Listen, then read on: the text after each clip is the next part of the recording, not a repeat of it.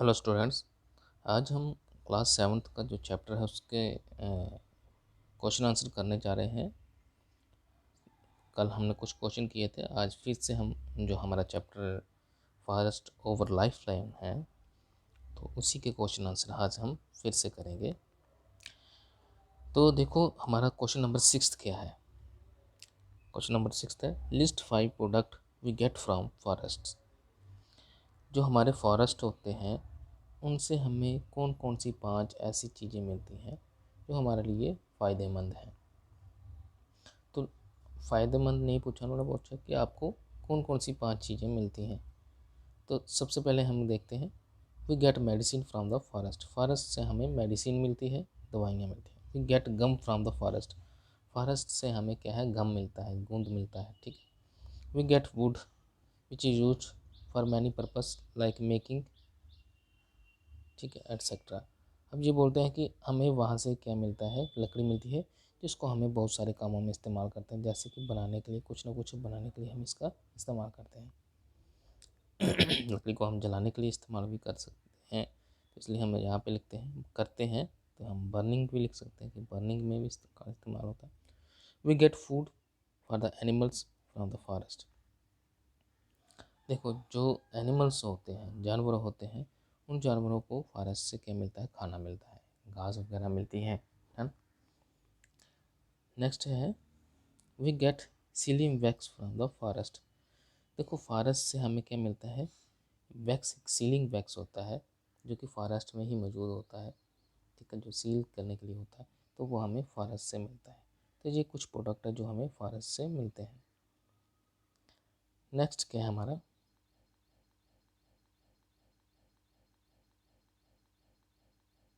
तो क्या है, इंसेक्ट्स, बटरफ्लाइज, हनी बीज, birds help in flowering plant in.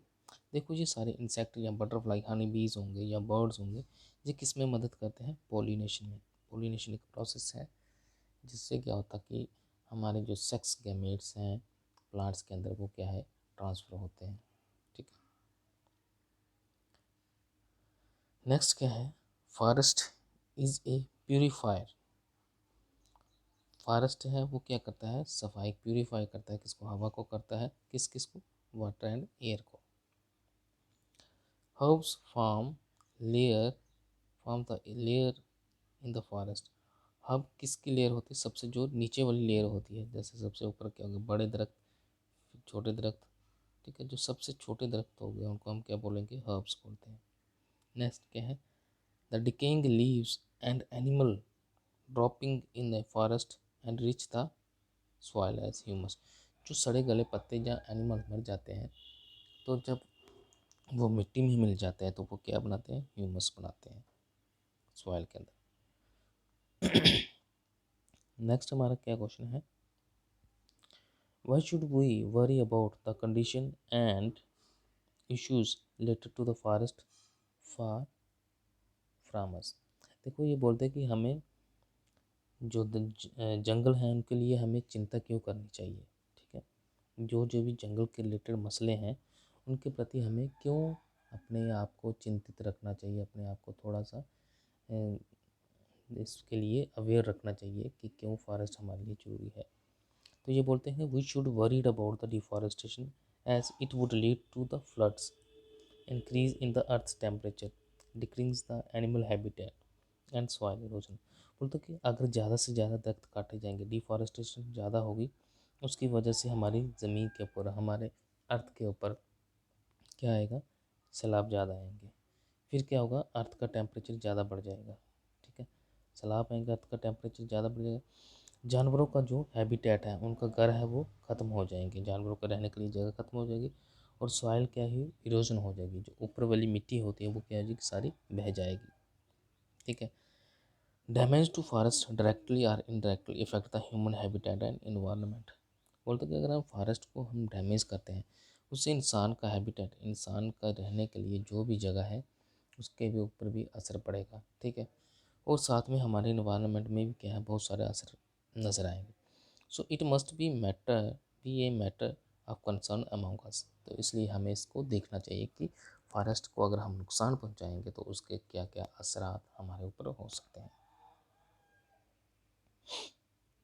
Next question हमारा क्या है, explain why there is a need of variety of animal and plant in a forest.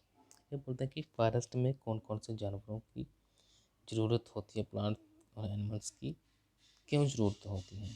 ठीक है, जो भी जानवर हैं, प्लांट्स या एनिमल्स हैं फॉरेस्ट में, उनकी हमें नीड्स क्यों है फॉरेस्ट के अंदर। तो ये बोलते हैं, आंसर क्या लिखा है इन्होंने, all plants and animal sustain the forest life and also CO2 and O2 cycle goes on due to the animals and plants। देखो ये बोलते हैं कि जो प्लांट्स और एनिमल है वो हमारे फॉरेस्ट को क्या करते हैं, सस्टेन रखते हैं, बराबर रखते हैं, बैलेंस बना के रखते हैं।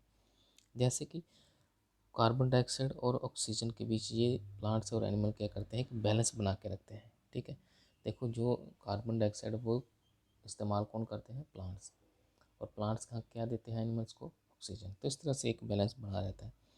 Animal convert the dead and decaying matter into the humus and increase the fertility of the soil। देखो कुछ ऐसे जानवर भी होते हैं, कुछ ऐसे जानवर भी होते हैं जो सड़े और गले चीज़ों को वो ह्यूमस में चेंज कर देते हैं, जिससे सॉइल की जो ताकत है, मिट्टी है, वो बढ़ जाती है। दस द एनहांसिंग प्लांट ग्रोथ, और उसकी वजह से जंगल में ज़्यादा से ज़्यादा जो प्लांट्स हैं, दरख्त होते हैं। All the food chain and the food webs needs varieties of plants and animal. देखो फूड चेन और फूड वेब, ठीक है, इन सभी को क्या है, अलग अलग तरह के प्लांट्स और एनिमल चाहिए। तो फूड चेन के बारे में हमने पढ़ा था, फूड वेब और फूड चेन मिलती जुलते वर्ड्स हैं।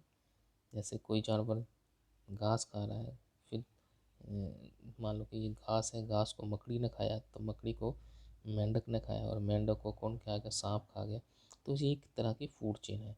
इस तरह से इसी फूड चेन की अलग अलग तरह की चेन्स बनी हुई हैं, जिसको हम फूड वेब बोलते हैं। ठीक है,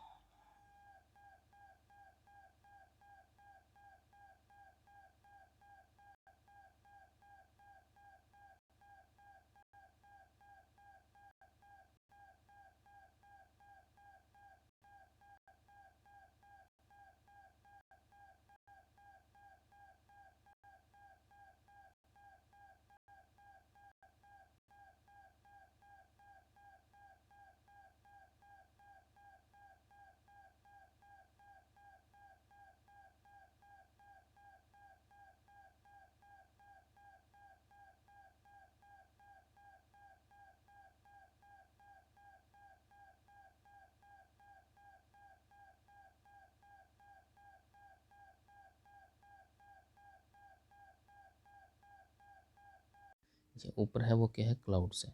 क्लाउड्स क्या है, नीचे गिरा रहे हैं रेन। ठीक है, फिर ये सारा का सारा जो प्रोसेस कहाँ पे हो रहा है, एटमॉस्फेयर में हो रहा है। अब देखो प्लांट्स हमें क्या दे रहे हैं, ऑक्सीजन दे रहे हैं। ठीक है, और एटमॉस्फेयर से क्या लेते हैं, ये कार्बन डाइऑक्साइड। ठीक है, ये प्लांट के नीचे क्या है, कोई एनिमल खड़ा है। ठीक है, ये हमारा प्लांट है। ठीक है, प्लांट किस लिए ज़मीन के साथ अटैच्ड है, रूट्स की वजह से। जैसे रूट किसको अटैच करके रखता है अपने साथ, सॉइल को। ठीक है, और प्लांट्स की रूट्स की वजह से नीचे क्या है, वाटर टेबल क्या है, अवेलेबल है, वहाँ पे मौजूद रहता है। तो ये दिखाने की कोशिश की है किसी आर्टिस्ट ने। नेक्स्ट क्वेश्चन क्या है हमारा, which of the following is not a forest product. इनमें से फॉरेस्ट प्रोडक्ट कौन नहीं है, गम, पॉलीवुड, सील वैक्स, कैरोसिन। तो आप कैरोसिन को बोलेंगे कि ये फॉरेस्ट से नहीं मिलता है।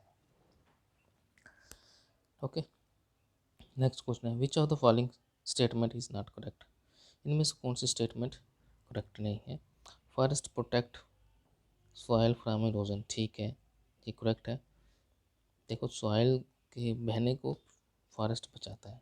Plants and animal in the forest are not depend on one another. देखो प्लांट्स और एनिमल एक दूसरे के ऊपर डिपेंड है, लेकिन ये बोलता है कि नहीं है डिपेंड। तो इसका मतलब कि ये सामने दिख रहा है कि ये वाली स्टेटमेंट हमारी जो है वो क्या है, गलत है।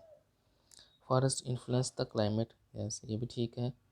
ठीक है, फिर ये वाली स्टेटमेंट जो हमारी थर्ड भी ठीक है, फोर्थ भी स्टेटमेंट ठीक है।